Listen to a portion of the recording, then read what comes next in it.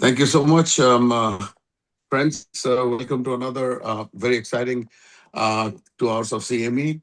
Um, Dr. Vasavada, CME chair, has put together great um, speakers together. Again, it's going to be an assorted CME, and these are the picks of the great topics which we encounter, and we see the Tarak picks up these great speakers, and we're going to have a wonderful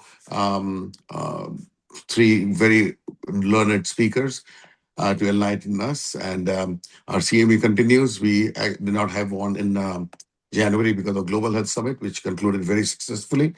And our next CME is shaping up to be for women's health, and Tarak would tell you a little bit more about that. Again, it's the third Sunday of each month, same time, same, so that there's no confusion. Third Sunday of every month at 2 p.m. Eastern Time. So, without further ado, I will pitch it over to Tarak to take over and introduce the speakers. Thank you again. Thank you, Amit. And the plan is also already in the way for AAPI CME for the annual convention, which Amit is working hard. We really had a great time in Odisha, so I'm expecting a lot more from Amit for a Tampa convention on July 4th time. So this is going to be a GI topic along with some food topic, and our first speaker, who is also going to be moderator, is Dr. Harish Gagneja. Dr. Gagneja delivers a cutting-edge patient-centered care with a strong emphasis on clear communication and personalized treatment planning. He's known as Dr. G and specializes in advanced endoscopy, colorectal cancer prevention, Barrett's esophagus, inflammatory bowel disease, and complex polyp resection, and innovative non-surgical GI treatments. He has a keen interest in emerging endoscopic technologies and has presented frequently at the national meetings. He's part of the Austin Gastroenterology Group since 2004. Before that, he served as an assistant professor and co-director of the GI Fellowship at MD Anderson Cancer Center. He has been consistently recognized as Texas Super Doc since 2012, and he's teaching also students and residents at the Dell Medical School in Austin. And I will give it to him. There is a little bit more to say, but I'm going to cut out the time if I keep on saying more and more about Dr. Gagneja. So, Dr. Gagneja, over to you. Thank you, Tarak. Thank you, Amit and API, for having me to deliver this CME. So my topic today is going to be 10 mistakes to avoid in diverticular disease. As you all know, the diverticulosis is a very common problem. About 30% of US population suffers from that. And then we also have diverticulitis, but we see that multiple times that there are multiple mistakes are made in the management of diverticular disease. So we're going to talk about all top 10 mistakes to avoid. So you can see that on my slide. Number one is using incorrect terminology, dietary restrictions, do not take family history for it, appropriate imaging evaluation, admissions or not admissions for diverticulitis, antibiotics, which is very, very important, non-steroidal medications in diverticular disease, whether to scope after diverticulitis or not, and is the younger patient different than the older patient, and can we manage or can we change the risk for diverticular disease? So I want to speak about one by one on all of these 10 mistakes. So let's talk about terminology. If we do not do the right terminology for diverticulosis, then it can lead to misinterpretation and inappropriate recommendations for the treatment. So diverticulosis is merely presence of diverticula, which is a little pockets in the colon, and that is asymptomatic. So diverticulitis, on the other hand, is inflammation, which is acute. You can divide it into either uncomplicated or complicated. So acute uncomplicated diverticulitis is a very small little thickening, patient had a pain and nothing else going on. That is uncomplicated. Complicated diverticulitis is if there is an abscess formation, if there is a perforation, if there is a obstruction because of abscess and perforation, or if there is a fistula formation. So that is fistula can be to any of the gynecological organs, to the ureters or urinary bladders. There's also one other um, diverticular disease I would say is called segmental colitis associated with diverticulosis. Gastroenterologists are more aware of this. Um, if you see areas of erythema, areas of narrowing in the sigmoid colon, which is associated with diverticulosis, sometimes we call that as segmental colitis, and which is treated differently than just uncomplicated diverticulitis or complicated diverticulitis. So you hear this all the time. Oh, no food, no nuts, no popcorns for that. That is incorrect. Two studies. One was published in Colorectal Diseases in 2017. Other study was International Journal of Colorectal Diseases in 2013. Clearly showed. First study showed that unrestricted diet does not lead to increased complication in patients with acute uncomplicated diverticulitis. Second study showed that avoidance of nut, corn, seed, or popcorn does not reduce the risk of reoccurrence. So this all was, when it was done, it was all based on, this was all based on anecdotes and not on true studies. So if you look at this study, which is published in Annals of Internal Medicine, question is, are dietary patterns or dietary intake of nuts and seeds associated with diverticular risk in women? This study was in women. This was 29,926 women in US and Puerto Rico, age between 35 and 74. So bottom line is that there is no increased risk of diverticulitis with peanuts, nuts, and seeds. Alternatively, if patients are eating healthier, the diverticular colitis risk is lower, which I'll show you some more when we get to our 10th point. So this is again a systemic review of nuts. This is again a systemic review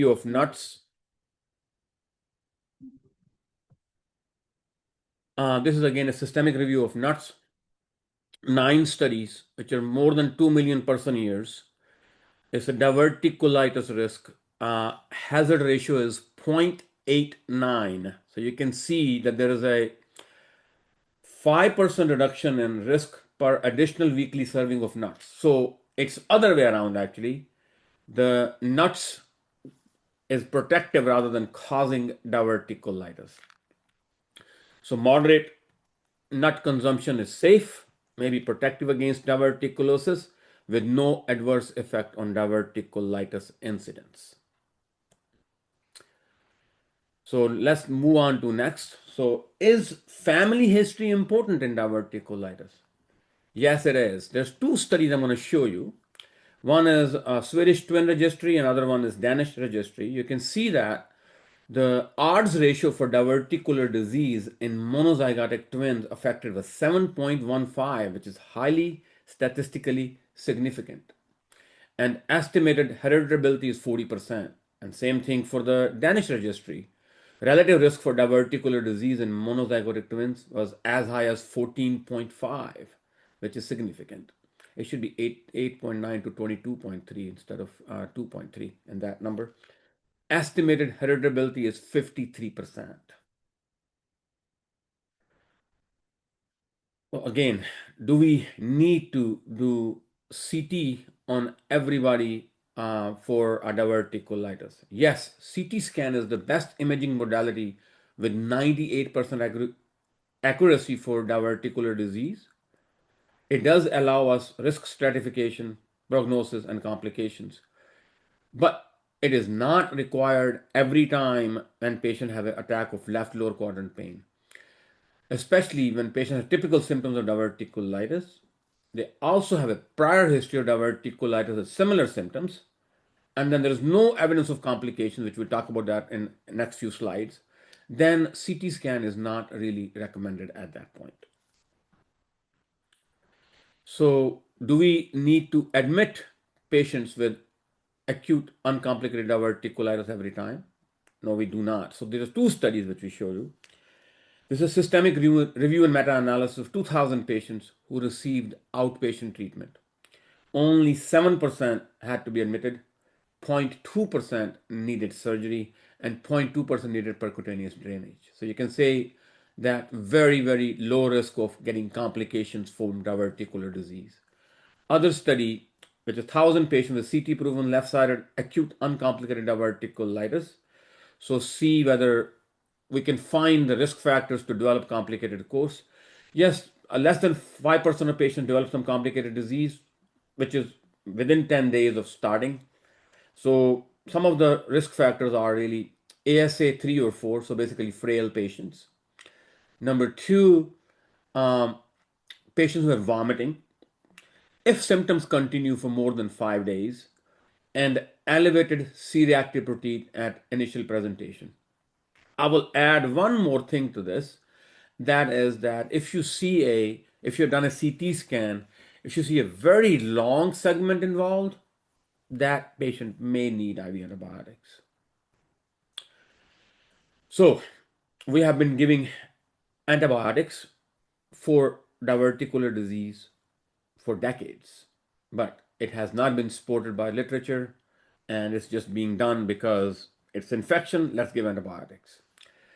So when studies were done and looked at, there's follow-up of 24 months, when the treatment of acute uncomplicated diverticulitis without antibiotics, they looked at, it did not result in more complicated diverticulitis.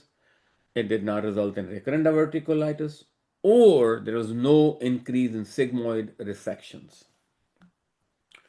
So this is a meta-analysis which is published in 2023. I know this is a very busy slide. I just wanted to put that on there for you. And there is there is your reference down there if somebody wants to look at it. But I would like you to see this far right column, and you can see that antibiotics have little or no impact on mortality or complicated diverticulitis or sigmoid resection or readmission or any increased risk from ongoing diverticulitis. And it also had a no impact on length of stay in the hospital. So this is the American Gastroenterology Association postgraduate guidelines, which clearly suggest that antibiotics should be used selectively rather than routinely in patients with acute uncomplicated diverticulitis. And I will tell you that what selected patient that is in a few minutes. This is again from American Society of Colorectal Surgery 2020. Selected patients with uncomplicated diverticulitis can be treated without antibiotics. This grade of recommendation is strong recommendations based on high quality evidence, and I already shown you the evidence. So this is the American Gastroenterology Association's clinical practice update from 2021. It also shows that antibiotic treatment can be used selectively rather than routinely in immunocompetent patients with mild uncomplicated diverticulitis. So who are those patients? Those patients are, number one, they have multiple comorbidities or frail, old. Number two, they have refractory symptoms that you talked about earlier, right? 5 days or more. Number three, if they have vomiting and their C-reactive protein is elevated or white cell count is elevated. So those are the patients. And also, again, if they have a long segment of inflammation or any small little fluid collection, so those are the candidates for antibiotics. Otherwise, antibiotics are not necessary. I really think that we need to be stewards of antibiotic usage. As you know, the antibiotic usage is associated with resistance, C. difficile, and all that. So this is the American College of Physicians guidelines. Again, same thing. So you can see that multiple societies saying the same thing, and I see this in my practice every day. Patient come to me and goes to ER. There's always put on antibiotics no matter what. American College of Physicians suggests that clinicians manage most patients with left-sided chronic diverticulitis in an outpatient setting and with select patients only, which we talked about before. Select patients who are immunocompetent, no SIRS, no, not medically frail, and have a good social support. Those are the patients, which is other way around, which I said earlier. Those are the patients who do not need antibiotics. So, is there any role of NSAIDs? And should we take history? Should we tell our patients to stop NSAIDs? Yes. There is again meta-analysis of 13 studies. Non-steroidals are associated with increased risk of diverticular bleed. Odds ratio is 6.9 with a highly statistically significant 95% confidence interval. And even with aspirin as well, even though it's much less, but it is still there. Also, non-steroidals are associated with an increased risk of complicated diverticulitis. It is 3.13 with 95% confidence interval, 1.73 to 5.68. And with aspirin is 1.49, CI is slightly, it's still positive because it is more than 1.02 to 2.17.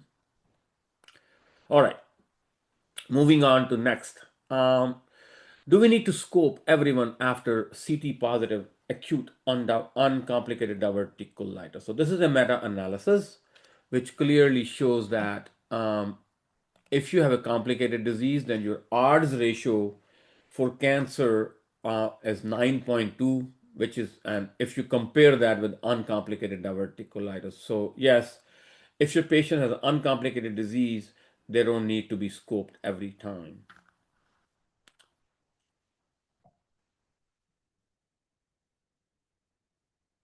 There you go. So these are the guidelines from coming from American College of Gastroenterologists. These guidelines are in draft form only. They are in process right now, and actually I am reviewing the guidelines as we speak. It'll be published in probably next 2 or 3 months. So we recommend in this guidelines, they say we recommend colonoscopy after recovery from an episode of complicated diverticulitis to rule out a missed cancer. Quality of evidence is moderate and strength of recommendation is conditional. Also, we suggest colonoscopy after recovery from an episode of uncomplicated diverticulitis to rule out a missed cancer in patients with alarm symptoms or not current with colon cancer screening. Yes, if you have uncomplicated disease, no need for it. But if your patient have any alarm symptoms, what are the alarm symptoms? Alarm symptoms are abdominal pain, which is a relentless, change in bowel habits, rectal bleeding, unexplained anemia, and if any of those, and also if the patient is not up to date on colon cancer screening, as you know, the age has changed now, it is 45, and we are seeing a significant increase in colon cancer in younger patients. You've seen recently with Avatar, the actor, and then also Vanderbeek recently passed away at age 48 because of colon cancer. So it is very, very important. Now, I tell you also that colonoscopy, yes, we don't recommend that, but I'll tell you that colonoscopy is the only preventive test for colon cancer. Everything else what we do is not preventive. That's just screening for cancer. As a gastroenterologist, I do not want to see cancer. I don't want to screen for cancer. I want to prevent cancer, and colonoscopy is the only test for that. So this is a draft guideline I said before. All right. So we also know that younger patients are getting more and more diverticular disease, and it has been thought that maybe they have a more aggressive treatment is needed for younger patients. Does it really not? There is a Dutch studies, which is again 20 studies and 7,477 patients. They were not at increased risk of complicated diverticulitis, emergency surgery, or percutaneous drainage, or recurrence of diverticulitis. So we treat all of them equally, just as we are treating our older patients. All right, coming to my last few slides. When I say mistake we make is, oh, we can't do anything about it. That is not true. Can we reduce the risk of diverticular disease? Yes, we can. This is a extended follow-up from a health practitioner cohort. 1 million person years of approximately 100 cases of incident diverticulitis. there's two different things. One is a prudent pattern diet. You're going to hear some more about diet later. And second one is Western pattern diet. So prudent pattern diet is high in fruits, vegetables, whole grains, legumes, poultry, and fish. And Western pattern diet is high in red and processed meats, sweets, refined grains, and high fat dairy products. So if you compare the two, top quantile versus bottom quantile prudent, which means so which one is protective, one is not. So you clearly see that prudent pattern diet is protective, and with a hazard ratio of 1.72, which is more disease towards the Western diet. In this study, they did not find any other food groups, alcohol or caffeine intake affected the risk. And also, they noticed that more recent dietary intake, greater influence than the past intake. What that means is, yes, your patient is having Western pattern diet, but if they change their pattern now for over next 2-3 years, their risk of diverticulitis is decreased. Important point. So if I put it together, can we modify risk? Yes, there is a reduced risk clearly with highest fiber intake, nuts, popcorns 2 times a week, prudent dietary pattern, which we talked about, highest physical activity, and highest vitamin D. But there is an increased risk with Western dietary pattern, obesity, highest waist to hip ratio, smoking, non-steroidals, which patients taking more than 2 times a week, sibling with a diverticular disease, and heavy alcohol intake. You know what? If you clearly look at this, there is only one factor in this which is not modifiable. Everything else is modifiable. So we don't need to be nihilistic about it. We really can change the course of the disease. Very important point to mention to your patients. So, other thing is, what if I say, okay, I want to do only one but not four? Yes, you still have a decreased risk, but if you do multiple factors, if you cumulatively low risk lifestyle, that decreases the risk of diverticulitis by more than 50%. And if you keep on adding one by one, which is less than 4 servings of red week per week, I would say less than two actually. More than 23 grams of fiber per day, more than 2 hours of vigorous activity per week. Interestingly, this activity per week, we always say that, oh, 30 minutes every day for 5 days or 7 days. No, you don't have to really. If you're doing it between 150 and 300 minutes of vigorous activity, which is even all during the weekends or weekdays, you are still getting the same benefit. And lower body mass index, and of course, no history of smoking. So another study, which is an interesting one, does posture during defecation matter? This is a study from Turkey. This was diverticulosis in patients 12.5%, but then they looked at the frequency of sitting during defecation versus Western type toilet versus squatting type. They found that the risk of diverticulitis was higher with sitting during defecation than with the squatting type.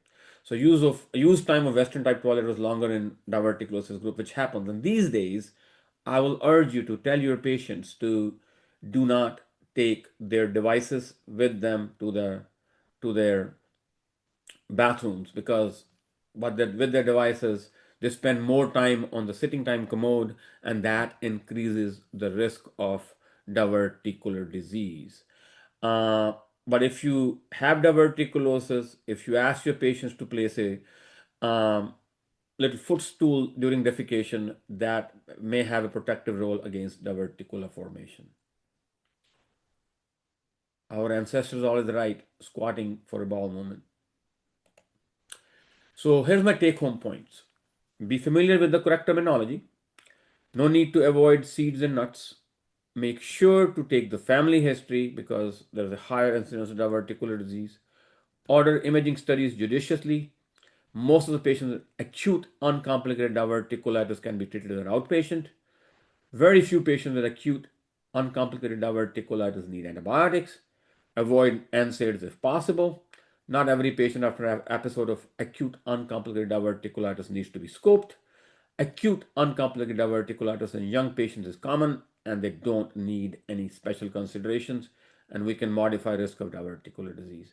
Thank you so much.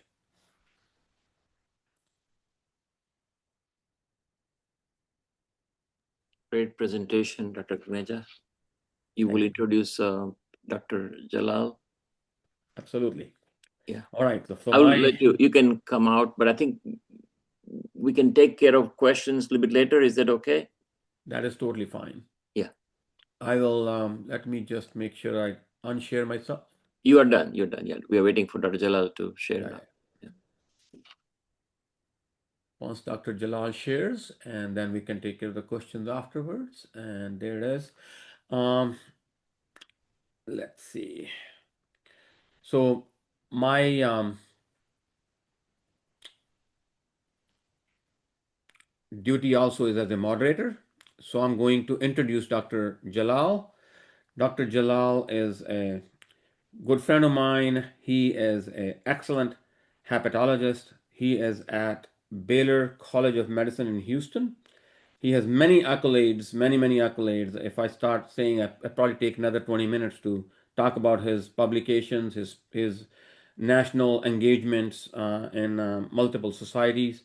Right now, at present, he's a Stan and Sue Party endowed professor at of hepatology and liver transplantation in Baylor College of Medicine. Without further ado, Dr. Prasun Jalal. Yeah, thank you, Horace, and for that very kind introduction, and also appreciate the opportunity to talk about a very important area which you all should be aware of. Can you hear me right? Yes, sir. We can hear you very well. Excellent. So the topic of discussion today. We can see you, but that's your choice. I can. Let me see. I also switch the camera on during the question and answer time. Is that okay? Sure. Yeah, don't worry. Go ahead. Sorry.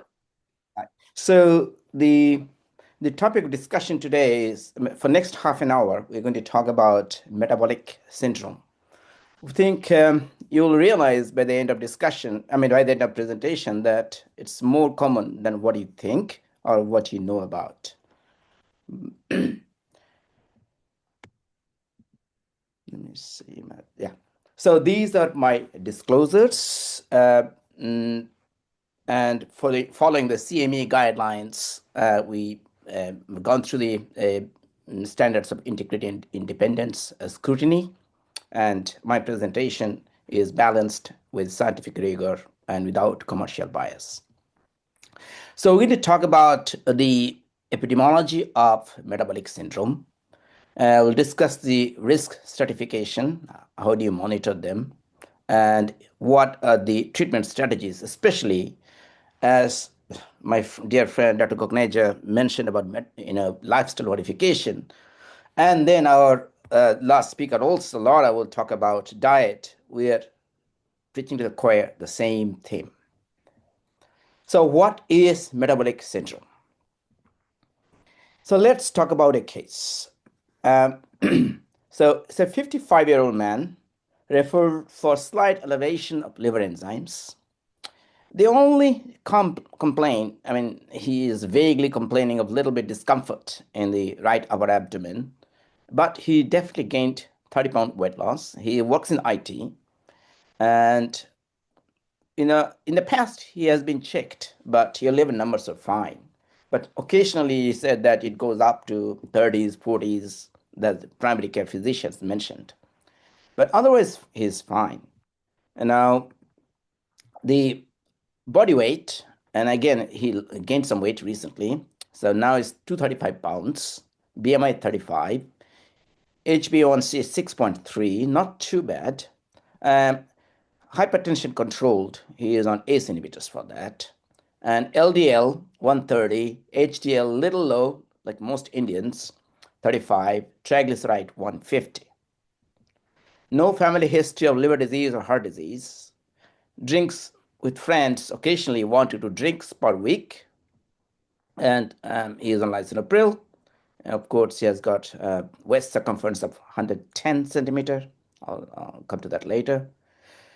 So physician appropriately sent for ultrasound, and what you see here is a little bit more, I would say, increased echogenicity compared to other organs. So that's just a little fat, except in the gallbladder area, there is some fatty sparing.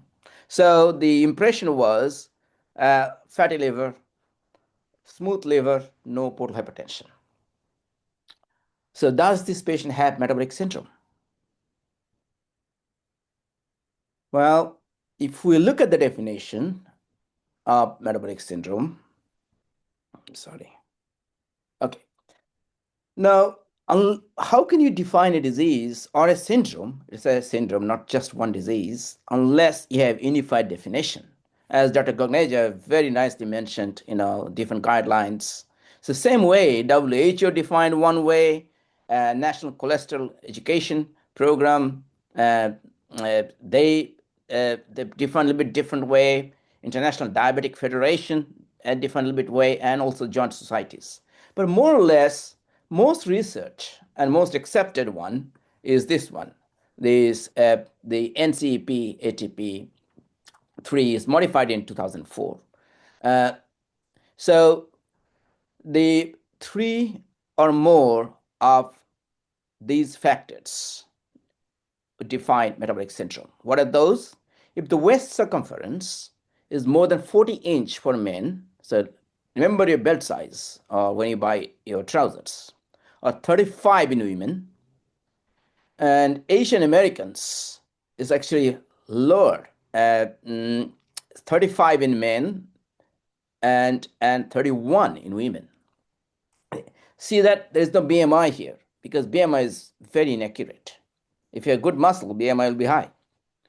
Triglycerides more than 150, HDL cholesterol less than 40 for men and less than 50 in women.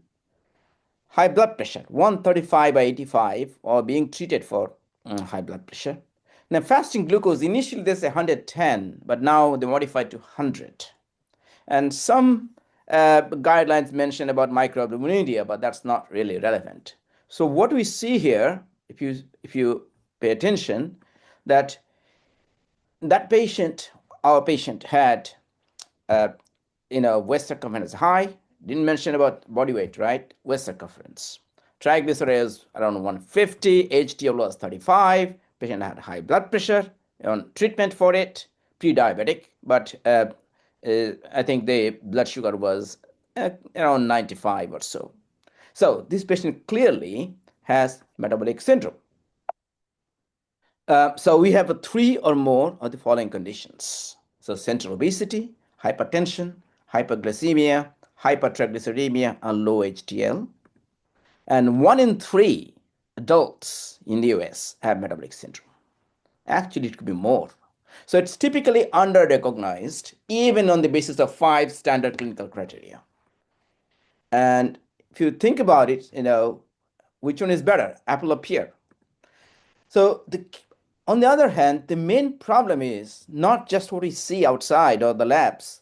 So this leads to endothelial dysfunction, and it's a pro-thrombotic and pro-inflammatory state. The fat causes inflammation. It's thrombogenesis.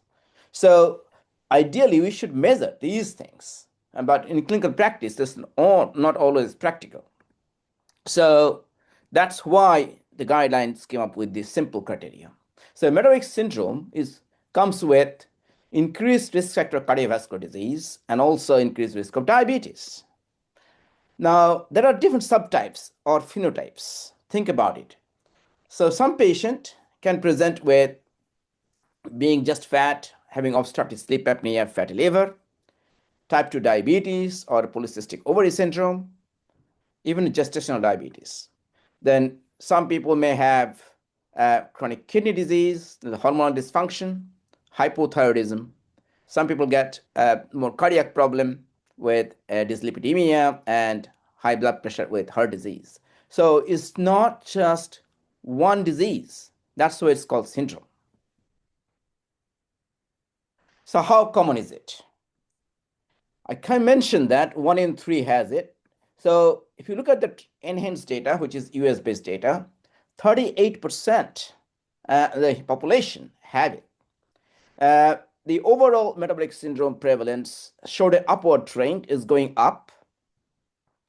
If you look at the left panel, you will see male, female almost equal, slightly higher on the female side. Then after that, the concerning is the older they're getting more and more metabolic syndrome by the age of 60. The younger people are actually more health conscious nowadays. Then race and ethnicity, very important. Look at those. Hispanic population is high, and the other race, that includes Indians, right? So that's also and has gone up significantly. But the non-Hispanic black used to be lower, is going up as well. So overall, every race, especially Hispanics, they've got a very high risk of fatty liver, metabolic syndrome. So on the last panel, this says that poverty income ratio, as you know, poverty is below $16,000 annual income, and for a single person and family of 4 is $32,000. It's very low. So it didn't really pan out very much. But if you look globally, you'll see a completely different picture. So globally, so this is a very important point, that out of they really surveyed 45 million adults across 198 countries, and they found it's growing up from 2000 to 2023. So women from 15% to 31%, men 9 to 26%. So continue to going up. So right now, estimated 1.5 billion adults have it. As you see, more women than men. It's increasing with age, with urban population and income level. If you think about it here, everyone is going up except for sub-Saharan Africa. Well, we may not have the good data there, but otherwise everywhere in the world it's going up. Maybe the nutrition level doesn't reflect very well there. So it's very important to know, and as our income goes up, both male and female, our metabolic syndrome goes up, and so is with our lifestyle and urban living style. So again, income goes up, we have more metabolic syndrome, and we move to the cities, we have more metabolic syndrome worldwide. And this one, both male and female, only thing I can highlight that the Western population, especially whether it's US, Canada, or Europe, they definitely have got higher metabolic syndrome, but it's definitely going up in population in India too. Source of data in India. Now, again, same 30%, they're saying that the prevalence around 30%. The steady increase in the burden as we grow older, and urban areas, higher prevalence, and females have a slightly higher prevalence than men. So same as all over the world. So state-wise, they analyzed here, MP followed by New Delhi. I don't know why Odisha and Telangana, but they had a little bit higher. The lowest they found in J&K, Haryana, and Punjab. But overall, I think it's everywhere. So what's the reason for knowing about it? So as you mentioned, that high-calorie diet, sedentary lifestyle, some environmental factors, maybe pollution plays a role. Genetics definitely has a role, especially PNPLA3. And epigenetics basically is epidemiology are modifying the genetics. That leads to excess fat in the blood, free fatty acid. Primarily is taken up by the adipose tissue, but when adipose tissue gets saturated, then it goes to different organs. Primarily goes to liver and heart and pancreas and muscle. So then you develop fatty liver, obesity, type 2 diabetes, heart disease, high lipids, and high blood pressure. Now, going back to the liver. So how do you know who has fatty liver? This is very important because that's a reflection of what is going on everywhere else in the body. So if you have fat in the liver, 5%, up to 5% fat is normal. So more than 5% and had any of the cardiometabolic risk factors, and then exclude other causes for liver disease. And people, of course, are not drinking too much. And they defined the drink as less than 2 drinks per day for female, less than 3 drinks per day for male. But this is important. They lowered the threshold for cardiometabolic risk factors. This is the American Society as well as the European Society. So BMI up to 25, by Asian 23, waist circumference, as I mentioned, same. Fasting glucose more than 100 or on treatment for it. Blood pressure 130/85 or on treatment for it. Plasma triglyceride more than 150 or on treatment for it. HDL less than 40 for male and 50 for female or on treatment for it. If you have one of these along with fat in the liver based on scan, ultrasound, or biopsy, or whatever you want to do it, exclude other causes, and of course, along with the drink, then patient has MASLD. So it's called metabolic dysfunction associated steatotic liver disease. So as I mentioned that Asian earlier, right, 35-inch for male, 31-inch for female. So it's just don't go by body weight or BMI. So this is a new nomenclature. Why? So we got fatty liver in ultrasound. There are many other reasons. So we discussed the metabolic dysfunction associated, that's with cardiometabolic risk factors.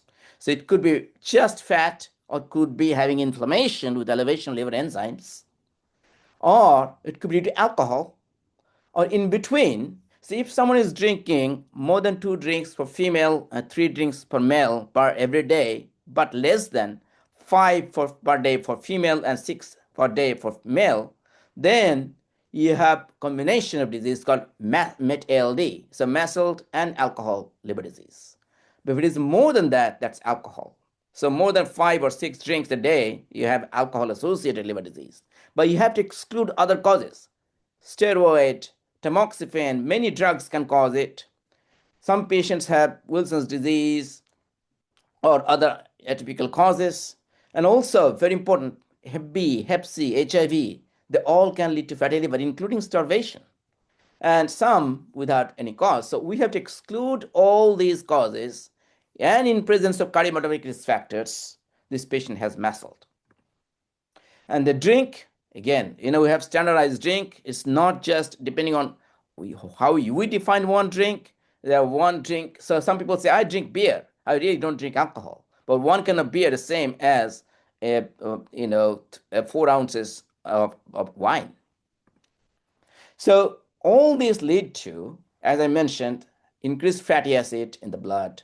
Liver is picking up, and it's going to the liver, causing inflammation and literally damage to the mitochondria and the plasmic reticulum, leading to scar tissue. Any inflammation leads to scarring. The important thing is why you said no soda, because these fructose corn syrup, they go a little bit differently. So directly go to the liver. It cannot be metabolized in the intestine, and it is called de novo lipogenesis, causing fatty liver. But also underlying genetic polymorphism, as I mentioned, PNPLA3, gut microbiomes, environmental factors, social factors I outlined, and dietary fat plays a role, leading to adiposity, visceral endothelial dysfunction, diabetes, and cardiac factors. So, as I talked about gut microbiome, so what we eat makes a huge difference, how we lead our life. So it leads to fat leads to ballooning, inflammation, and scarring. And that's why they develop different stages of fibrosis. And in general, we say 30% of people with, in the population have fatty liver, as I mentioned, metabolic syndrome. 20% of them go to MASH or steatohepatitis, and 20% of them go to cirrhosis. Then over time, they go to liver failure and liver cancer. Not everyone, of course. That's why I say, for example, in America, you've got 300 million people. So 100 million has fatty liver, metabolic syndrome. And then out of this 100 million, 20 million has NASH and MASH. And then 3 to 5 million really have advanced fibrosis or cirrhosis without knowing it, because liver does not cause pain. So worldwide, as I mentioned, so MASLD is 30%, and MASH or steatohepatitis with inflammation of liver is around 5%. But the highest, based on the data, is still Latin America. It's almost 45% have MASLD and 7% have MASH. But it's everywhere. whether it's in India or Europe or in Middle Eastern countries. It's everywhere. The interesting point, though, again, as I mentioned, as I highlighted visceral adiposity and not the BMI, but the waist ratio. So 10 to 20% of the people are considered lean, but they have got impaired glucose tolerance, high triglycerides, high adiposity. So these we used to call lean NASH. But the point is, they're actually maybe lean, they have less muscle mass, but they have visceral adiposity. So if you look at the normal population, as I mentioned, 30% have fatty liver, 5% have steatohepatitis, which is a problem because that leads faster progression to liver disease. But also 60% of the diabetic have fatty liver and 40% have MASH. So more obesity, more fatty liver, more diabetes, the risk goes up proportionately. Think about it. All the obese people, 75% have MASLD and 34% have MASH. Now, what is concerning here, 2015, you had 17 million cases of MASH. Now is going to 30 million in 2030. And majority of them, and 50% of them will have stage 2 or more fibrosis. Now, why? The more the fibrosis is, the faster the progression. So once they reach stage 2 or more, you can say by biopsy, but actually nowadays we can do non-invasively. We'll discuss in a minute. So once it reaches stage 2, your all-cause mortality, not just liver disease, goes up significantly. So overall, that's going to be, right now second after alcohol, but going to be number one cause for liver transplant in future. And if you don't, you cut down the alcohol. Leading cause of liver transplant women, second leading cause in men, and fastest growing cause for liver cancer at the moment. So again, not just the liver disease, it's all-cause mortality. Look at the cardiovascular mortality. The moment they go F2 or more, there is 3 times increased risk of cardiovascular disease. So just don't think about liver. Think about heart disease and stroke. So even all-cause mortality goes up in lean MASLD patients, as I mentioned. So it's just all the systems are involved. It's not just, again, heart, neurologically. They get hypothyroidism.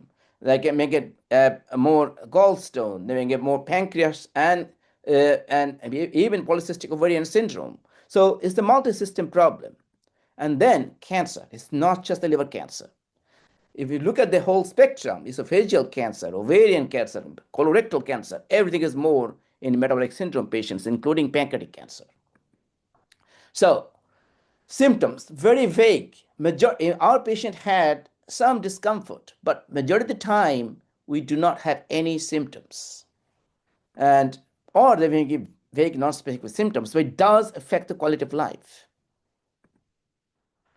The other thing which has recently been described in the last few years is called cardiac kidney metabolic syndrome. So people are recognizing that it's not just the liver disease, but the kidney is getting involved. Look at this, stage 2, then 3, and 4. So once they go to stage 4, they've got heart failure, stroke, peripheral vascular disease, everything goes up. And they found here, so advanced stages occurred in almost 15% of the population among US adults. So it's called cardiovascular kidney metabolic syndrome. So again, majority of the people are undiagnosed, often present with elevated liver enzymes or nothing. And then you ultrasound if on fatty liver.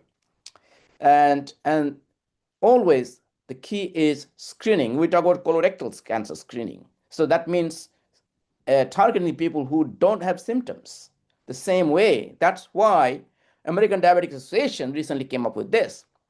If someone has type 2 diabetes or prediabetes, obesity with 1 or more cardiovascular risk factors, so simple, do a blood test called FIB4. You should rule out, you should check for liver enzymes. You should do an ultrasound liver to rule out other causes. But do a simple blood test, FIB4. What is it? You do, you have age, AST, platelet count, and ALT. Simple, LFTs. And then if FIB4 is more than 1.3, then continue to monitor lifestyle modification and repeat it again in 1 to 2 years. And if it is more than 1.3, and then we usually recommend fibroscan, or we check for liver stiffness. If it is more than 8, send to the GI doctors. Now it's simple, easy to be done. It's not perfect, but it's a very good screening test. Do the CBC, do LFT, do a FIB4, and then decide whether to send to the GI doctors or not. So that's the fibroscan. We have many people have this machine, but there are other methods also to assess liver stiffness. But good thing is, this whole thing is reversible, as Dr. Gognaja mentioned in his presentation. Same way, even cirrhosis, early stage, can be potentially reversible. So how do you manage it? Now, if you do the weight loss, even 5% weight loss matters. Think about regression of even the scarring, even advanced scarring.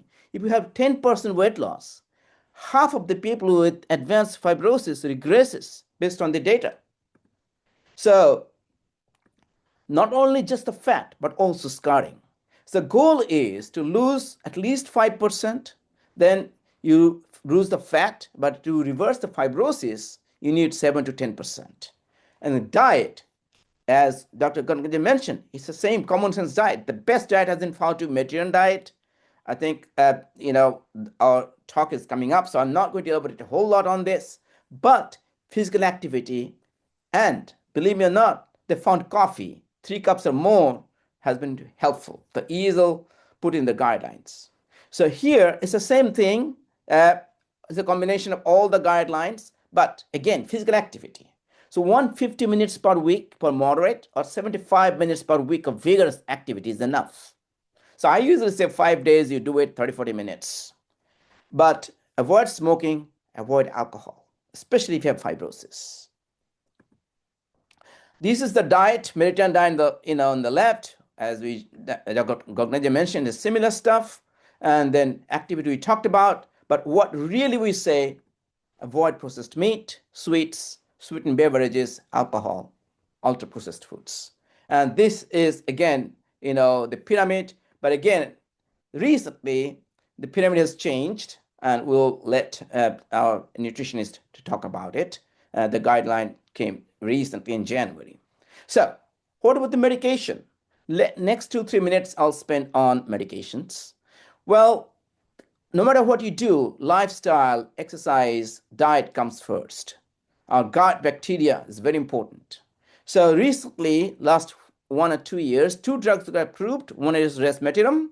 It targets the thyroid receptors in the liver, not in the periphery, not in the bone or heart.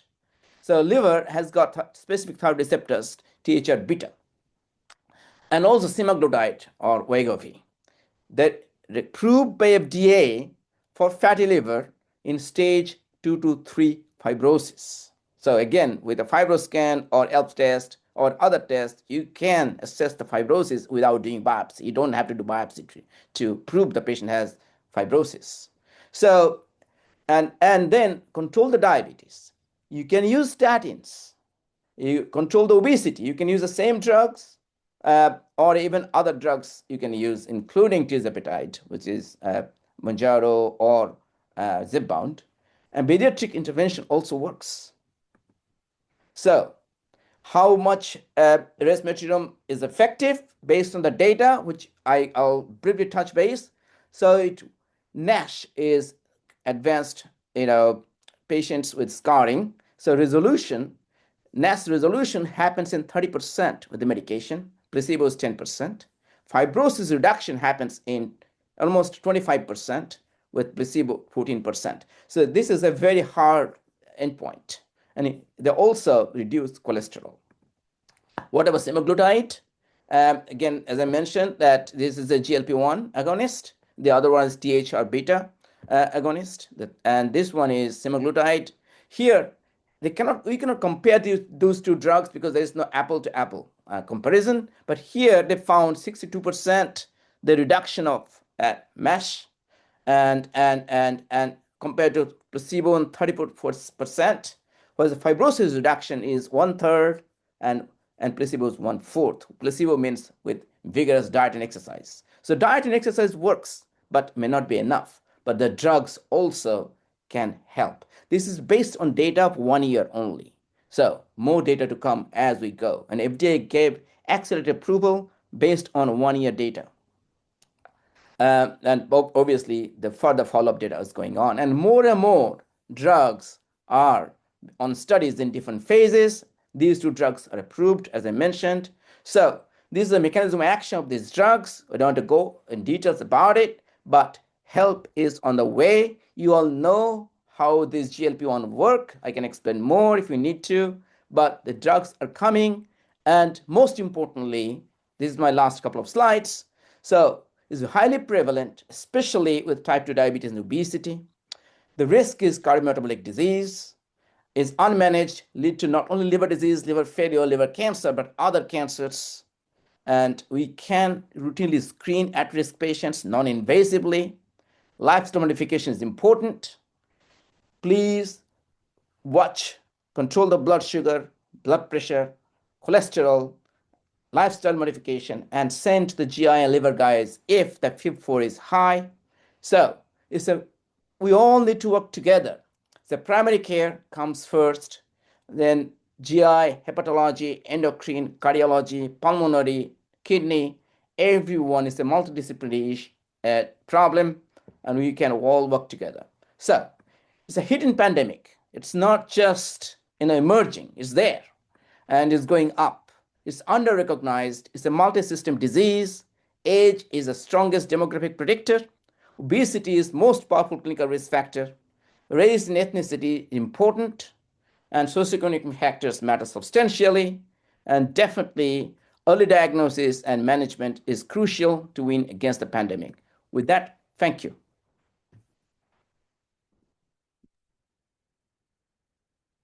Thank you, Dr. Chera. That was a fantastic talk, Prasun. That was really, really good.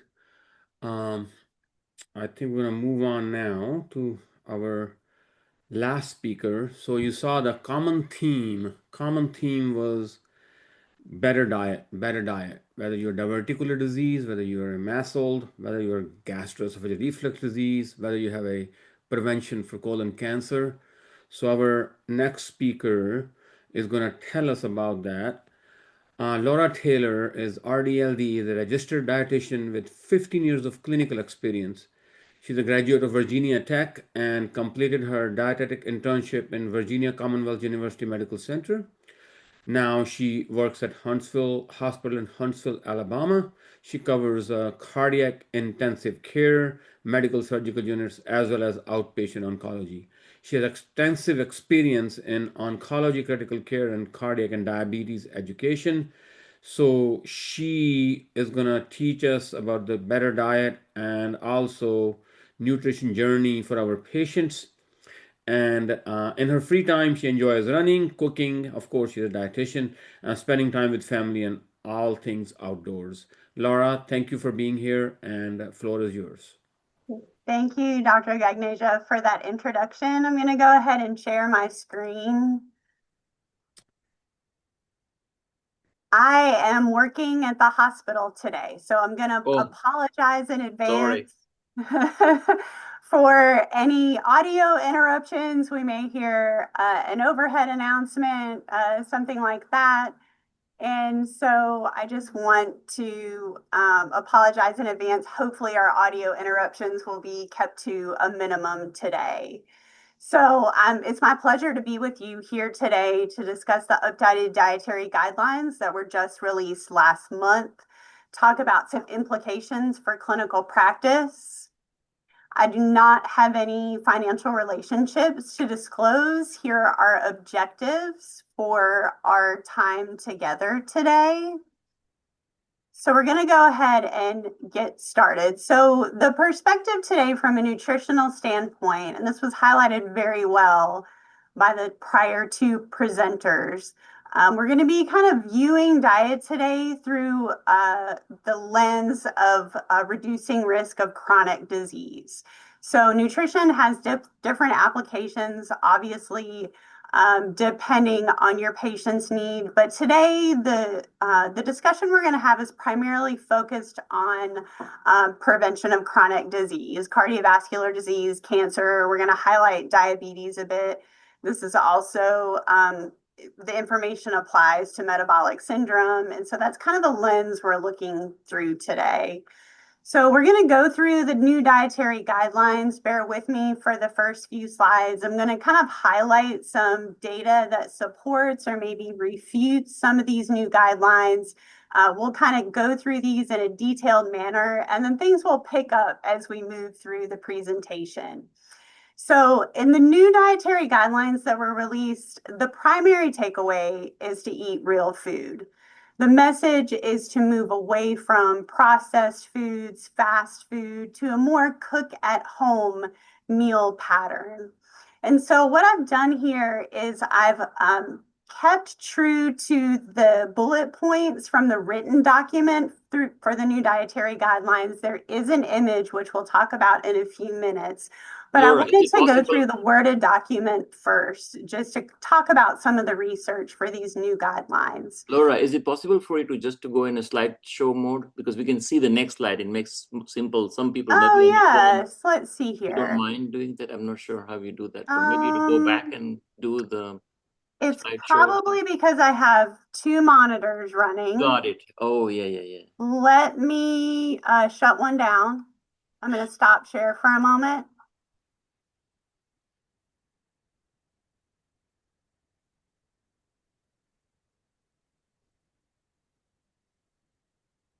Let me shut down my additional monitor and reshare and see if that fixes the problem.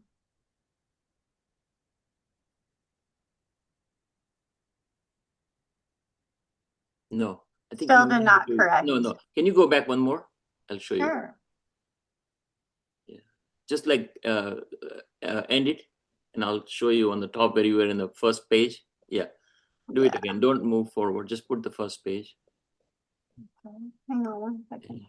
Yeah, start the thing again. Sorry. That's okay.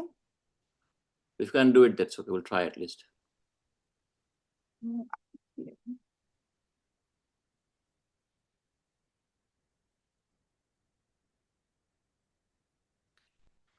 Will you share it now? Share it now. Yeah.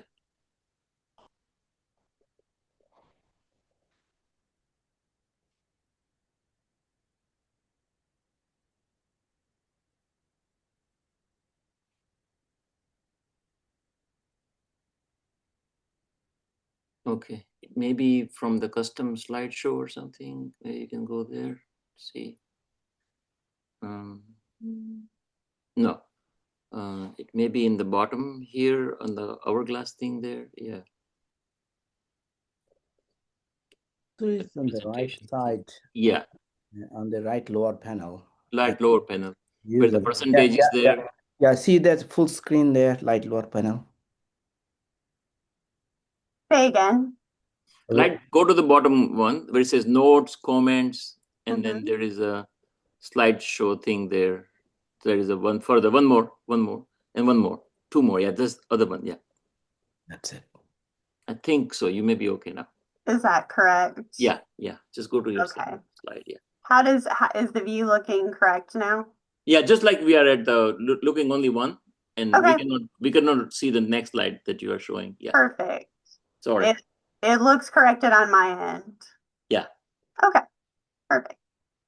So the first bullet point is to provide prioritized protein. And so I've kept the order of these true to the document as well.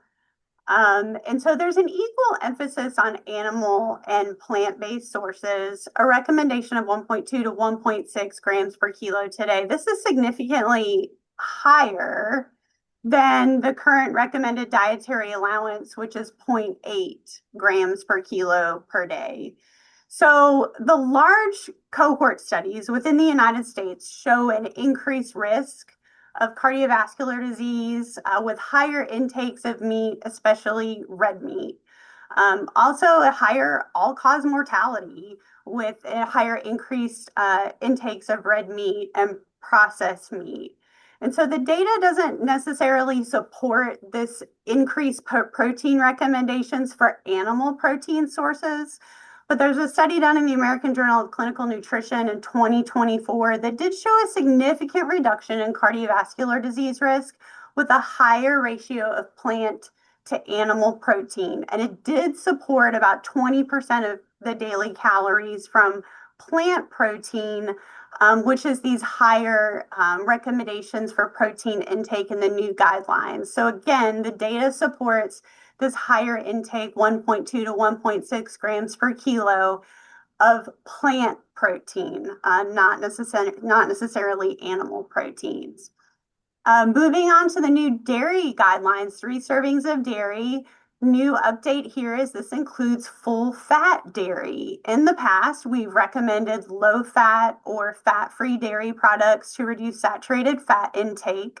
Newer data coming out does support safe inclusion of full fat dairy. So, study published in the European Heart Journal in 2023, part of the prospective urban-rural epidemiology, the PURE study that looked at over 145,000 participants in 21 countries, showed that there was no increased risk and actually a lower risk of cardiovascular disease and all-cause mortality in a diet that includes full-fat dairy.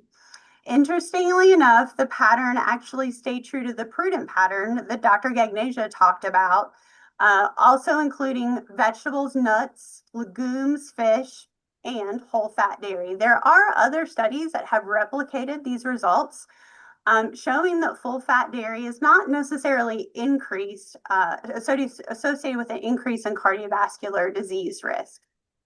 The next topic, the next recommendation to eat vegetables and fruits throughout the day. This is probably one of the stronger recommendations research-wise. Nutritionally, we do recommend fruits and vegetables in the original form. The guideline includes a recommendation to include dried and canned fruits or vegetables. So when it comes to things like dried fruit, removing the water actually just increases the percentage of carbohydrate. Whereas, if you had a cup of fresh fruit, it might be about 15 to 20 grams of carbohydrate. A cup of dried fruit, like cranberries or raisins, can be as high as almost 100 grams of carbohydrate per cup. So we have to be careful about this with our patients with diabetes. Canned vegetables are known to be higher in sodium content than fresh or frozen vegetables. This is a concern for our patients with cardiovascular disease and hypertension. There is a recommendation on the number of vegetable and fruit servings per day, but they don't go into any more details. I think one of the biggest shortcomings of these new recommendations is they don't provide usable, practical guidance for patients to be able to plan their meals. So we'll be talking about ways that we can kind of fill those gaps with our patients. Next guideline is to incorporate healthy fats. There are several healthy fat sources listed here. These are usually sources of fats that are high in monounsaturated fats like olives and avocados. Also provide a compound called polyphenols that are anti-inflammatory. But this also does include meat. It doesn't give good research-based guidance on limiting high-fat meats, other than it does keep the recommendation to keep saturated fat consumption to 10% of daily calories. This has not changed from the previous recommendation. This is going to be very difficult to do without an emphasis to reduce high-fat meats. And if we look in the point above, the new recommendations include an option to use butter or beef tallow as oil seasonings. These are very concentrated sources of saturated fat, again, making it very difficult to comply with the recommendation to keep this to less than 10% of total daily calories. Focus on whole grains. This is obviously based in sound research. It increases fiber intake, which directly affects the microbiota in the gut. So we see with these plant-based diets, including whole grains, we see greater bacterial diversity within the microbiota an increased ratio of beneficial bacteria versus pro-inflammatory species. And so we're happy to see this focus on whole grains. But again, it tells the number of servings. It doesn't give us an amount. It doesn't really even mention what a whole grain is. I think for most patients, they become confused. They hear the word whole grain and they don't really honestly know what that is some of the time. So some images here just to remind us that, you know, this includes things like oatmeal, bran cereals, whole grain breads, pastas, brown rice. And so, you know, again, these guidelines have statements that are sometimes difficult for people to interpret and use for meal planning. Probably one of the other stronger recommendations research-wise is to limit highly processed foods. And so this is a call again to move away from prepackaged, pre-prepared foods to more of a home cooking eating pattern. It asks us to prioritize nutrient-dense foods and home-prepared meals. When dining out, choose nutrient-dense options. But it doesn't describe what nutrient dense means. I think this can be kind of confusing for our patients. We're going to talk a little bit more about highly processed foods. These aren't all created equal, and it'll be important for our patients to find a balance between convenience and healthy eating, and maybe to include some of these foods. The call to limit alcoholic beverages. We'll talk about the data for this in a minute, but really the research supports a stronger recommendation to avoid alcohol whenever possible. So here is the new image for the dietary guidelines. I think the wording, you know, has some strong points in terms of being consistent with the data that we have. But this image, I think, falls a bit short. It's very difficult to interpret. It's meant for us to eat more foods at the top of the page in this inverse pyramid. So recommends eating more meat, more vegetables, which is beneficial. But then the whole grains are at the bottom. So according to the image, we're supposed to really very significantly limit whole grains, which is a contradiction to the guidelines that we just saw. I think also too, when people look at this image, they not only don't know how to interpret it, they may not know how to prepare some of the foods that are on this picture. You know, I think it's very unusual for, you know, a typical American to purchase a whole chicken and prepare it on a regular basis. Salmon is an excellent source of protein and omega-3 fatty acids, but I think a lot of people just don't know how to cook it. So I think this diagram falls short and that doesn't really provide images that are helpful for people in planning their meals. So this is in comparison to the current American Institute for Cancer Research image for meal planning. And the New American Plate is somewhat similar to the previous image guidelines for the dietary guidelines for Americans that were effective 2020 to 2025.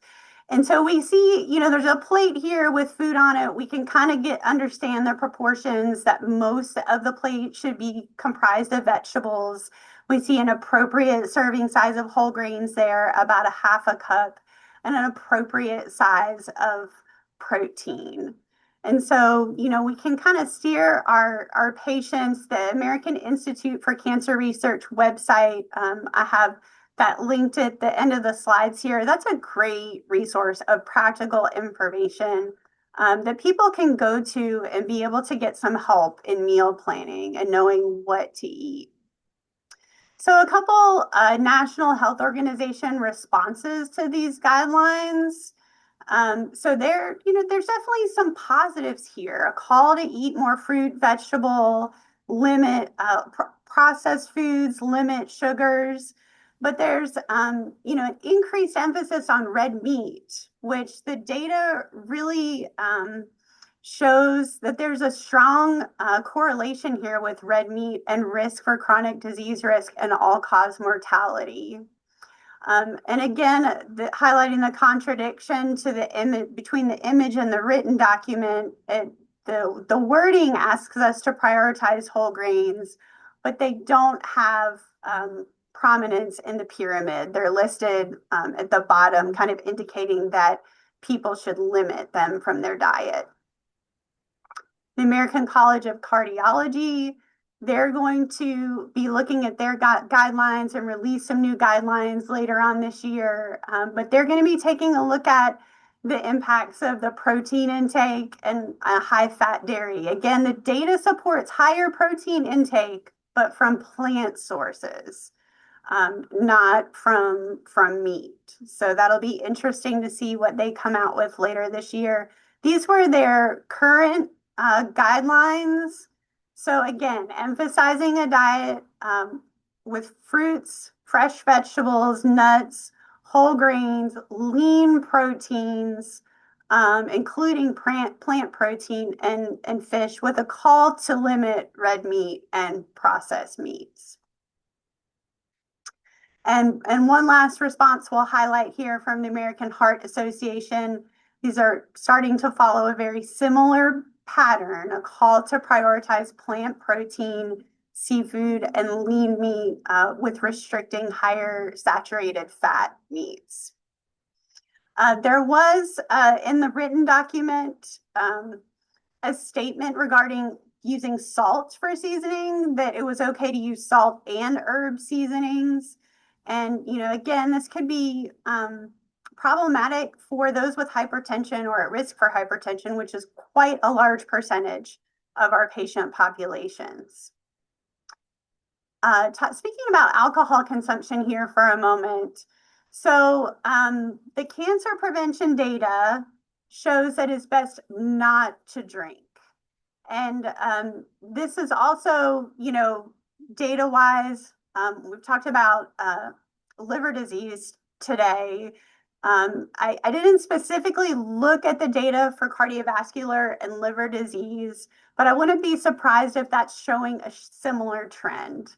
From encouraging patients, to limit, a drink to a certain amount a day, moving towards maybe encouraging people not to drink on a daily basis.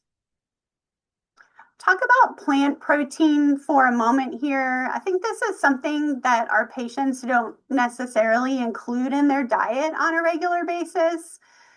Just providing some further information so, we can talk to people about this. So there's definitely some good research data here and showing reduced risk of cancer with increased plant proteins. We talked about the data. This is also consistent for cardiovascular disease reduction. The goal is 30 grams of fiber per day. This is actually pretty easily accomplished if we add things like beans, lentils, peas, soybeans into our diet. Each cup of these legumes has about 10 to 15 grams of fiber. So with just 2 cups of legumes per day, that would meet your entire daily fiber intake, which you probably wouldn't necessarily need to do if you're eating fruits and vegetables. So I encourage my patients to maybe try to add some hummus into their diet. This is a good place to start. Adding beans to soups and stews, pastas, doing things just like a vegetarian rice and bean meal. Even if they're using canned beans, that's nutritionally far superior to a fast food or an ultra processed food meal. And encouraging patients to start using soy. Frozen edamame is readily available in the grocery store. This is a great addition to salads or rice dishes.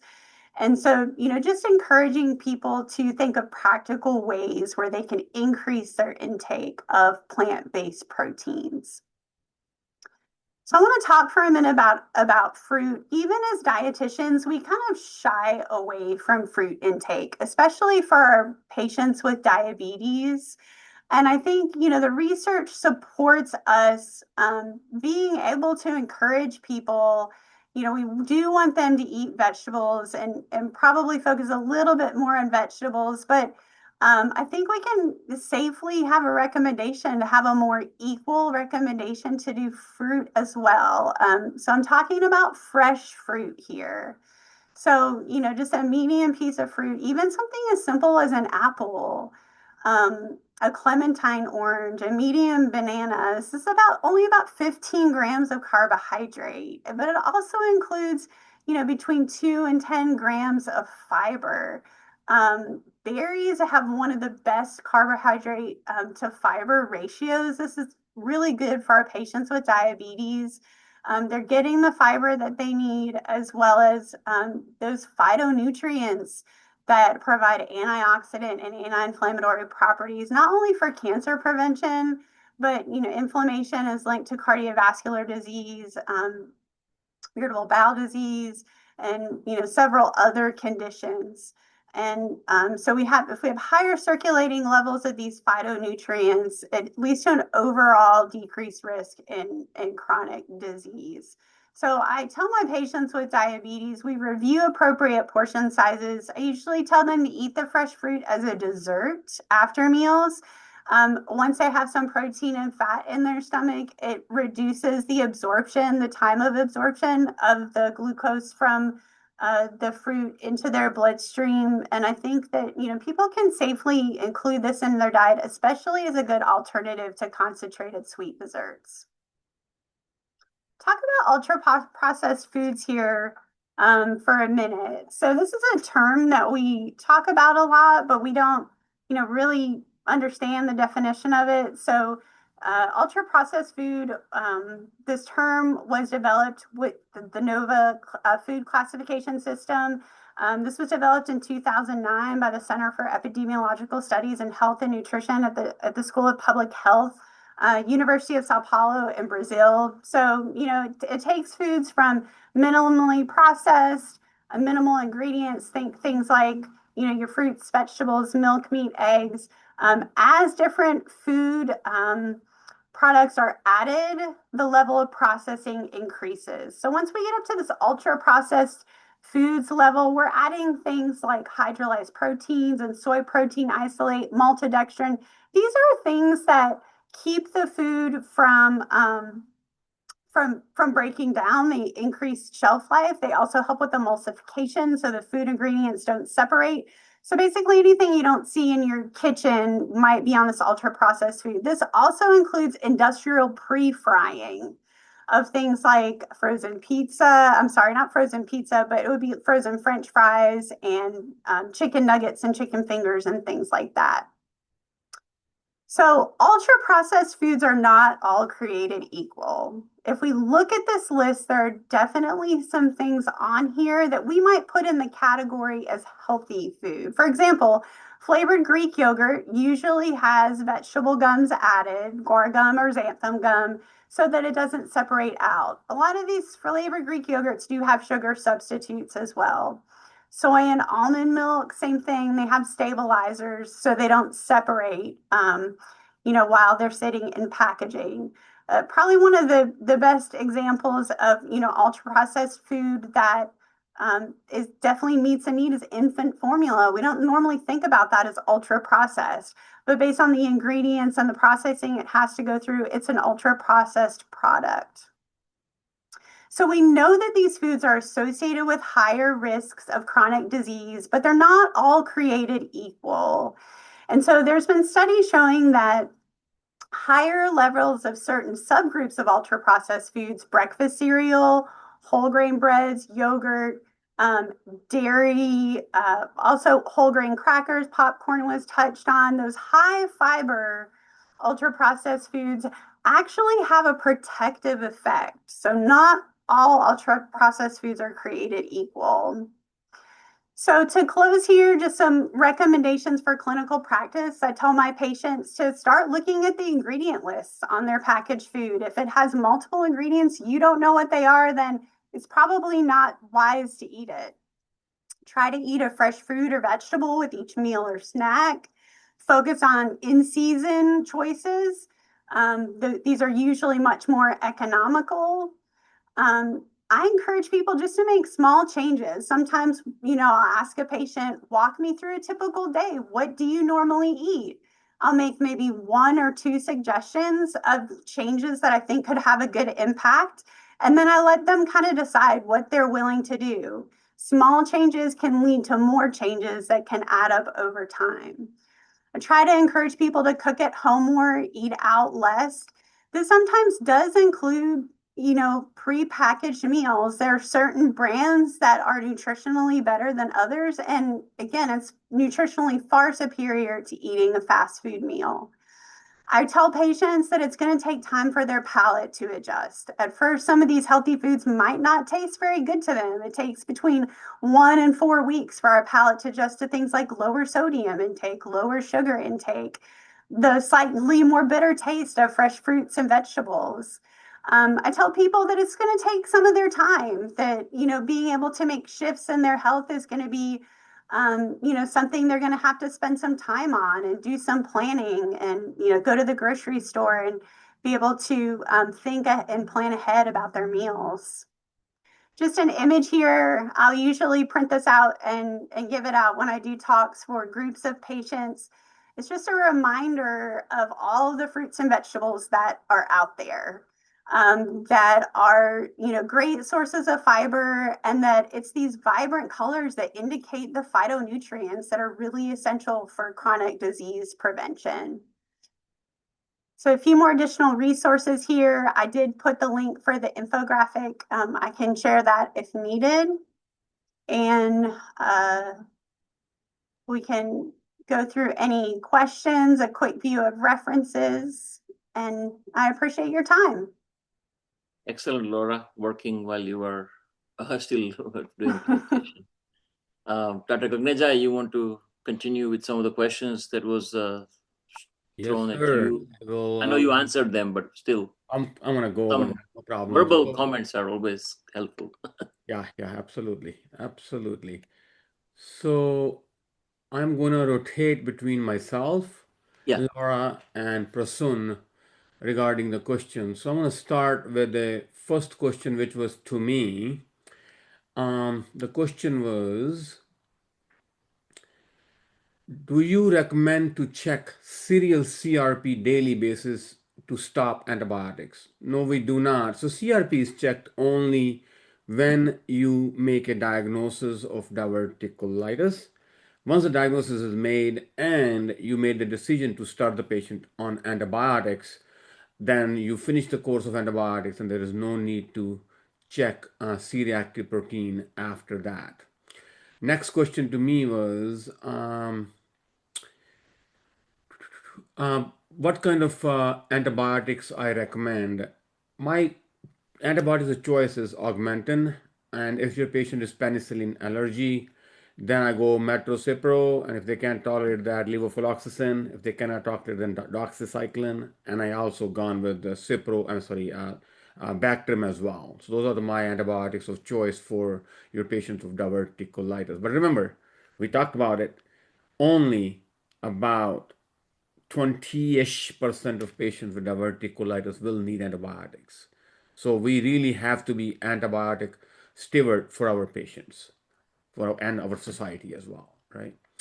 Next question to me was, Indian diet play a role in diverticulitis? Actually, Indian diet is very good. Indian diet is really, truly protective for diverticulitis, diverticulosis. That's why you see that diverticular disease is less common in India than in United States. When do you recommend surgery? So that was my next question to me.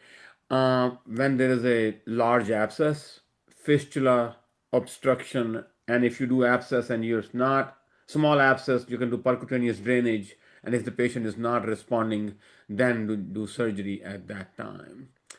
Another question to me was, which is nothing to do with diverticulitis, but can you give a brief statement on bacterial overgrowth syndrome in adults? I will tell you very, very honestly that this is a overdiagnosed condition, overtreated condition. It is all started from there's one study from UCLA. Dr. Mark Pimentel did that study. It was a very marginal study.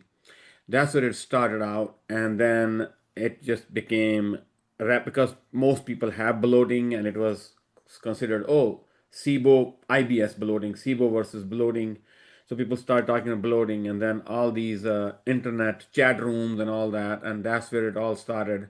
Really, truly, if you really have a SIBO, elderly patient with diverticular disease, scleroderma, any kind of previous surgeries in the past, any kind of abdominal surgeries, strictures, those are the people really have true SIBO.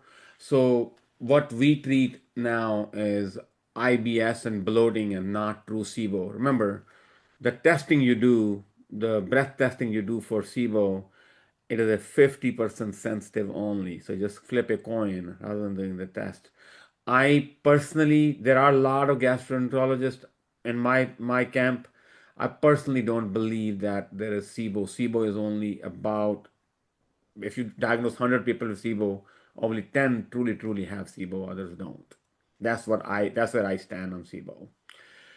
Um, Dr. Jalal, Yes, sir. next question is to you. Yeah. How starvation can cause metabolic syndrome? Oh, good question. Now, first, thank you for the opportunity, and thank you, Api, Dr. Tarak, and Harish, my good friend. Thank you for opportunity. Yep. So it's a paradox, right? So when someone is starving, they utilize the body fat first, and there is the massive breakdown of free fatty acid because body is starting to utilize that for our energy, and that free fatty acid load in the blood, it goes picked up by the liver. If it is happening over time and liver cannot handle that excess free fatty acid, and that leads to the metabolism, that leads to accumulation and causing fatty liver. We see that in patients with anorexia nervosa, patients with malnutrition, even post-bariatric surgery, you will see that. So yes, chronic starvation can lead to fatty liver. It has some genetic linking too, am I right? Like in There is always famine studies and stuff like that. I'm sorry, what's the last part? Does epigenetic changes in people later on? Yeah, like in the famine studies and genetic. Netherlands Dutch studies, etc. Yeah, there is, again, starvation is fortunately not that common. It's more overeating, but definitely the genetic component is there. For example, PNPLA3, I mentioned TMS6. So all this genetic component is not only in Mexican population, I mean, South American, but also in Indian population is a high prevalence. Yes, there is always a genetic component there. And I didn't mention, it's not just a Mexicans and Hispanics. It also Indians like us, and also Indian Americans. There are definitely a strong genetic component for fatty liver and metabolic syndrome. Thank you. Great. Next question is to both, to Laura as well as to Prasoon. I'll start with Laura and then Prasoon, you answer that. We hear a lot about liver cleanse, detoxing liver, ads, a lot of messages. As a dietitian, Laura, what you think about it, and then a hepatologist, Prasoon, I want your opinion as well. That's a great question. To be honest, I don't know much about nutritional liver detoxification. I do get a lot of questions about fasting, fasting patterns of eating. There's kind of mixed data on this depending on what the fasting is for. Overall, I discourage patients from, doing these kind of temporary diets, whether it's you're drinking something for detoxification or you're doing a fasting pattern. I think overall we see a disruption in metabolic rates from inconsistent eating patterns.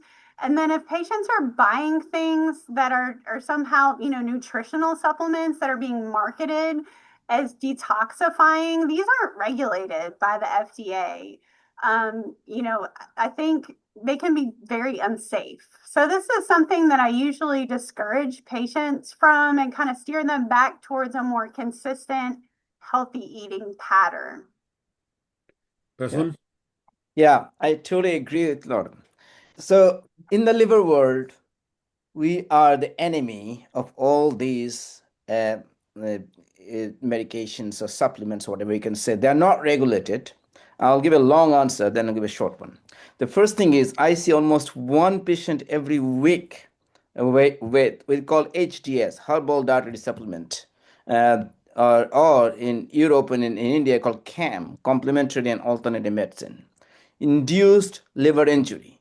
Some patient has got a jaundice, and some patient got a liver failure and who had to transplant. So it's one of the major preventable cause for liver injury is all these supplements. Everything goes through liver, and that's why you're very skeptical. The FDA did a study. They found that a few years ago, almost 10 years ago, more than 50% of the time, what is leveled is not there, or something else is there, which is not in the level. And also, unfortunately, more than 50% of adults in the US have found to be using some of these supplements sometime in their lifetime. So to answer your question short, no, we do not recommend. There is nothing called liver cleansing agent, and healthy diet, healthy lifestyle cannot replace anything. So I would stay away from any of the supplements. Great. Excellent. Next question is to you as well, Prasun. Does liver fibrosis itself cause havoc on cardiac, kidney, and cancer, or is just metabolic syndrome? It's a metabolic syndrome. Remember, as I mentioned, the liver is the main metabolic pathway. It's just I always say liver is a surrogate marker. It's getting hit when everything else is happening everywhere else in the body. So it just shows the degree of injury going on everywhere else. So inflammation, so fat causing toxicity, inflammation, and leads to scarring, body is trying to heal. So more scarring, more damage. So basically what it suggests that what is going on in other parts of the body. So liver fibrosis itself is not causing it. It's the metabolic syndrome itself is causing the damage in every part of the body. Got it. Excellent. Thank you so much. Laura, next question is to you. Two-part question. One is, how do you plan a lacto-vegetarian Mediterranean diet? That's number one. Number two is, does cottage cheese has any role? Okay. So for a lacto-ovo vegetarian diet, really we basically follow the guidelines of a Mediterranean diet, minus the lean meats and the fish. So we continue to do things, like the whole grains, the fruits, the vegetables, but then as a substitute for the lean proteins, we can safely incorporate egg. I tell people usually to limit egg to just one yolk they could probably do one yolk per day if they're following a Mediterranean diet. But for additional protein, if they're going to use additional eggs during the day, use just the egg white. And then, they can incorporate some regular full fat dairy if they prefer. If they're going to use higher amounts, I would say more than 2 servings of dairy a day, incorporate the low fat as well. But basically, you're following the guidelines of a typical Mediterranean diet, but replacing the lean proteins with egg and dairy. You can definitely do that. And then, yes, cottage cheese has a role. That's a great concentrated source of protein. It is a source of sodium. So if you have a patient with existing hypertension, you're going to want to encourage them to limit this to, about a half cup a day. We don't want to go overboard, but yes, cottage cheese can be included. I also saw a question about hummus. How's hummus ultra processed?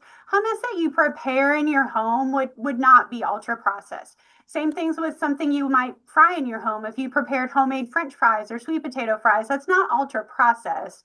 It's the prepared hummus where they add preservatives like potassium sorbate to extend the shelf life. I wanted to explain that since that question came up a couple of times in the chat. Great. What about Thank you nuts, so much. Laura? Will nuts add protein? because Mediterranean diet Yes. doesn't have nuts too. Yeah.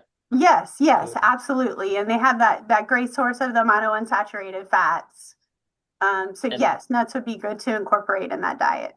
Great. Next question is to me, and the question is, does C. diff has any role to precipitate diverticular disease? None. There is no studies to suggest that at all. I want to have another question for my friend Prasun. Let's see here. In lean NASH, which drug is better, resmetirom or semaglutide? That's a good question, actually. The answer is very short. Firstly, when they ran the trial, they did have actually both trials, especially the semaglutide. They had almost 15 to 20% people from Asia. So both drugs work, but again, they didn't subclassify or they didn't break it down. In general, remember, I mentioned about 7 to 10% weight loss, right? So they found even 3 to 5% weight loss for lean people is effective, including reduction of fibrosis. So remember, resmetirom is weight neutral. It does not cause weight loss. It targets thyroid receptors in the liver, making the liver fat to melt. So it does work for both. Now, if you look at the evidence, exact classification, it has not out yet. So I cannot answer definitively, but based on the pool data, it works for both. Okay, so that's great. Next question is an interesting one. This is an opinion from an audience, but I have opinion too. I think both of you presenters and everybody has an opinion on that. One glass. I'm also aware of a study or many studies where they looked at in patients with MASLD, one drink versus 4 or 5 drinks, and progression of fibrosis from 2.2% to 24.2%. So one audience says that one glass of red wine a day, I will classify as alcoholic. So I want to hear that from Laura as well as from Prasun. I think most of us are alcoholic if that's the case. So, no. Laura? So I don't know that I have a line of definition, for alcoholic. I think that the guidance that we have from the data is to move away from a glass of wine every single day to maybe having a glass of wine a few times a week. So I don't know that I wouldn't define that, as alcoholic if I'm understanding the question correctly, but I think the research calls us to reduce alcohol intake to less than daily. Okay. Also, that differs with males versus females. Clearly, studies have shown that. True. But so first thing, as you know, we live in a different world, so we do not use the term alcoholic anymore. We call it, if it is alcohol use disorder.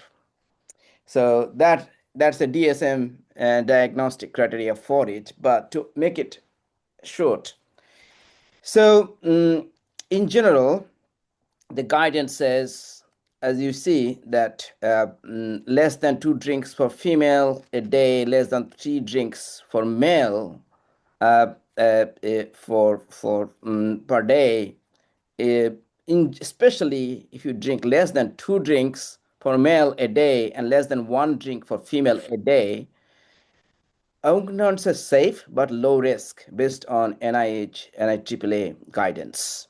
Now, so again, 2 and 1 per day.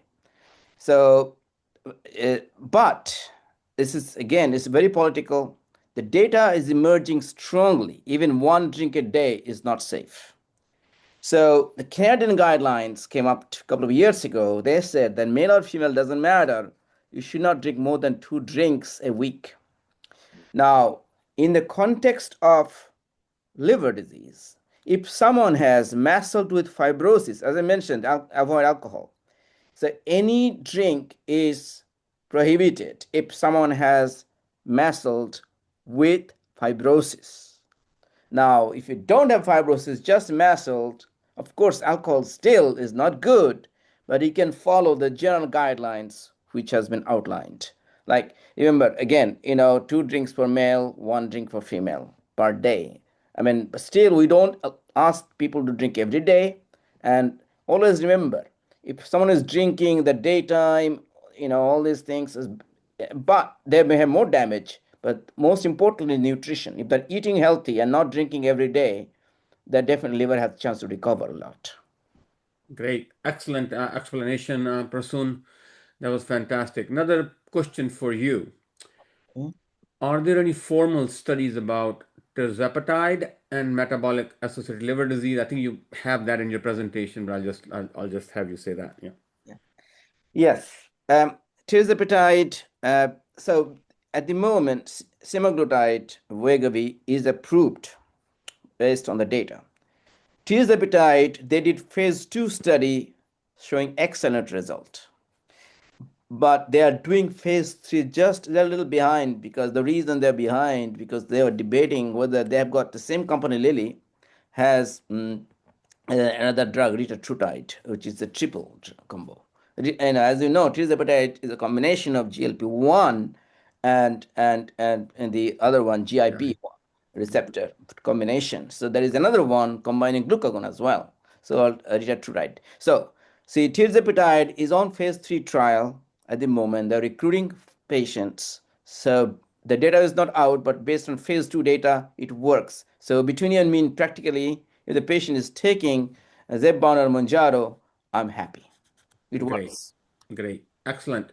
Next question is for Laura. Laura, what is the role of protein shakes, protein powders, whey proteins, and stuff like that, and veggie burgers, which is a lot of most of our vegetables or beans and stuff, or beets and stuff. Yeah, so the role of things like, protein shakes and protein powders, these are ultra processed foods. So nutritionally, we prefer things in more whole food form. I usually encourage people to maybe purchase the bags of the frozen fruit, make their own smoothies at home with milk or milk alternatives if they don't tolerate dairy. And I don't normally recommend that people add protein powders to their diet unless, we think that they might have a low protein intake for some reason. There's been some data that's come out depending on the protein powder brand of some contamination of these powders, high mineral content and things like that. So, normally try to encourage people if they can make their own smoothies at home instead of protein shakes, or buy a prepared, smoothie, kind of like the ones that are sold in the produce section versus the actual, the protein shakes. Yeah. And we add something like nuts or something. That's what I do usually. Yes. So yeah, absolutely. I mean, again, whole food, something like, a cold cereal, a cold Yogurt, yeah. dry cereal mixed with nuts and dried fruit Yeah. is, and somewhat nutritionally superior to a protein shake because it is much less processed. yeah. I also Yeah, go ahead. Sorry. I also like a high quality granola, high quality, not the added sugar ones. I'm talking about high quality granola, and also peanut butter. If I'm getting some in my smoothie, I'll add a lot of peanut butter, and that gives you a little bit better taste and as well as some protein. Yes. Great point. Excellent point. Yeah, from our side, we discourage strongly for all this, what they use in the gym, protein powder, protein shakes, that most of the time they're not necessary. It's like Gatorade, absolutely not needed. As I mentioned earlier, that we don't know what is there. I see one in every 2-3 months. The young healthy guy used it in the gym and came with liver injury. So I always say eat the protein. You don't have to have protein powder or protein shakes. Now, as Laura mentioned, yes, especially who are malnourished, we use Ensure Plus or Boost, but not over-the-counter protein shakes or protein powder in general. Now, the other thing is, I mean, again, you don't need it. Just think about it. I always say don't buy fruit juice. Eat the whole fruit. If you're eating enough protein, you don't need to add those protein supplements. Great. Another question for you, Prasun. What would you recommend between shots versus oral weight loss drugs in terms of metabolic syndrome? Good question. So, again, one is the data, other one is the common sense. So, as you all know, that Wegovy has got oral medication now. So, for the approval, FDA approval is based on the data on injectable medication. We start with 0.25 every 4 weeks, then 0.5, then 1 milligram every week, then 1.8, then 2.4. Now, the pills just got approval as well, but remember, FDA gave the approval for the pills for cardiac, risk factor patients with obesity and people with obesity with other complications, but not for fatty liver. So insurance may not approve the oral pills for fatty liver, but if the patient has other cardiac problem and obesity related complication, you may be able to get it. Does it work? Yes. The common sense is it's a weight loss, same, it'll work. Do we have the study? No. I know same way Lilly is coming up with an oral medication as well. And in fact, the Wegovy oral pill causes 15 to 20% weight loss. So will it work common sense wise? Yes. Do you have the data with the FDA? Has the FDA given approval for fatty liver? No. Would the insurance approve it? I don't know. Great, thank you. One quick question. I have time for maybe two other questions, and then I'm gonna have to give it to Tarek for closing remarks. And one question for Laura is, any comments on coconut water? Is it good? So I think the draw to coconut water is its increased electrolyte content in comparison with regular water. Things like magnesium, potassium. And so these are nutrients that we can also get from food. Coconut water has natural sugars in it. And so for our patients with, concerned about simple sugar intake, this can be something that might be a concern. I don't normally recommend coconut water for my patients. I don't think there's any harm in including maybe just 1 to 2 cups a day. But I think if you're using it as a replacement for regular water, you're just, you're adding a significant amount of sugar to the diet. Great. I think there's some available which is now no added sugar, Mm-hmm. so that you can use. So one last question, and that is also for you, Laura. Somebody asked what kind of a better protein replacement brands you recommend, and also some brands like Pure Encapsulation or Metagenics for any supplements. I'm not sure that you can talk much about Yeah. brands here with the CME, but I just want to also CoQ10 on statin, patient on statin, and vitamin B12 while patient on metformin. Do you recommend any of those things? Maybe Okay. you can't say Great. much brand wise because of CME restrictions. Great. Yeah. Great question. So yeah, I won't be able to recommend a specific brand, but there is something that you can look for on supplements. You want to look for the USP symbol. So there are a couple brands that you can get in mainstream stores that are regulated by the USP, and that's what I recommend. That's what I take at home. They're just held to a higher standard of quality and safety. As far as statins, yes, 100 milligrams a day, the CoQ10.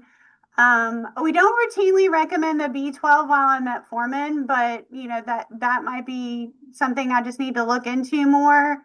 I'm trying to think if better protein replacement brands. Again, I can't recommend a specific brand. Some of the newer protein powders that have come out are plant-based. And so that can be a good option for people who are looking to, to increase their protein, but through a plant-based source. Regarding Great. statin, I Excellent. want Thank to you so find much. just add quickly. Regarding the statin, statin has not shown to help the fatty liver. However, statin is safe in patients with metabolic syndrome and fatty liver. So we always say if the patient needs statin for high lipids, it's pretty safe. In fact, it has shown to reduce progression of liver disease and fibrosis. So please don't hesitate to use statin. It has more beneficial effect. It's not hepatotoxic. And also, one thing we didn't mention much, I was thinking maybe a lot will touch intermittent fasting or ketogenic diet. So both helps in weight loss. The problem is it does help temporarily, but we do not have data for long term. So most people lose some weight and lost the fat, and then they gain the weight back. Remember, the diet only helps in 5% of the patients to lose weight. That's why GLP-1 is making a huge market, because most people lose weight and then gain it back. With that, thank you. Great. Thank you so much. I think We it's hit the 3 o'clock. top of the We have to hour. It's conclude, 3 yes. p.m. And thank you for all the attendees. You will get your CME by email. And I'm going to give the floor to Tarak for closing remarks. Well, amazing presentation, Dr. Gagneja, Dr. Jalal, and Laura. You dedicated these 2 hours and it went by very quickly. It's just so good, so good. We learned a lot. Just I said earlier, just make sure if you register, you will get the email. And if there is any problem, you can reach out to AAPI at Vijaya Kodali or to me. And then Amit also left a message in the box there that you guys are welcome to come for the convention. The website is opening at the Tampa. It's on the 2nd July through 5th of July. So please come and you will have fun for sure.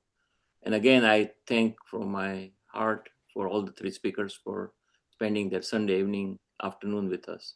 Appreciate that. Thank you. Great Thank learning you all. experience. Thank you so much. Take care and enjoy the rest of the weekend, whatever is left. Thank you. Yes, thank you guys. Yeah.